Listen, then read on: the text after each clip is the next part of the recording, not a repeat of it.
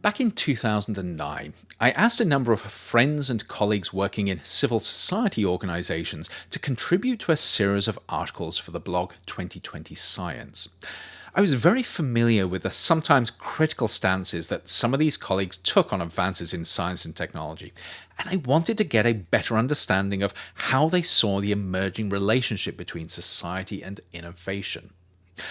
One of my contributors was Jim Thomas from the environmental action group ETC.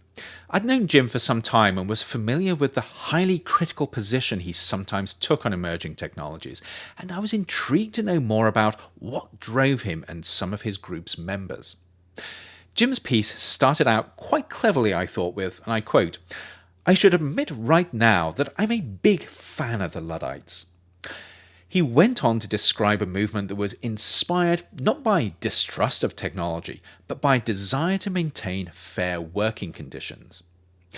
Jim's article provides a nuanced perspective on Luddism that is often lost as accusations of being a Luddite or neo-Luddite are thrown around, and it's one that I must confess I have rather a soft spot for.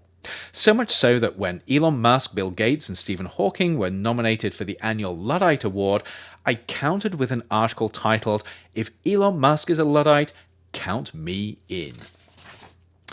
Despite the actions and the violence that were associated with the movement, the Luddites were not fighting against technology, but against its socially discriminatory and unjust use. These were people who had embraced a previous technology that not only gave them a living, but also provided their peers with an important commodity. They were understandably upset when, in the name of progress, wealthy industrialists started to take away their livelihood to line their own pockets. The Luddites fought hard for their jobs and their way of life.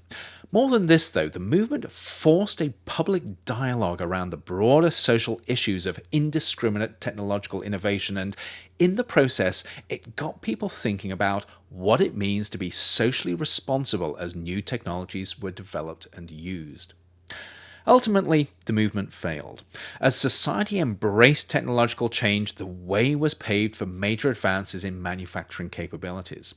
Yet, as the Luddite movement foreshadowed, there were casualties along the way, most often amongst communities who didn't have the political or social agency to resist being used and abused. And as was seen in Chapter 6 in the movie Elysium, we're still seeing these casualties as new technologies drive a wedge between those who benefit from them and those who suffer as a consequence of them. These wedges are often complex. For instance, the gig economy that's emerging around companies like Uber, Lyft, and Airbnb is enabling people to make more money in new ways, but it's also leading to discrimination and worker abuse in some cases, as well as elevating the stress of job insecurity. A whole raft of innovations, from advanced manufacturing to artificial intelligence, are threatening to completely redraw the job landscape. These and other advances present real and serious threats to people's livelihoods. In many cases, they also threaten deeply held beliefs and worldviews and force people to confront a future where they feel less comfortable and more vulnerable. As a result, there is, in some quarters, a palpable backlash against technological innovation as people protect what's important to them.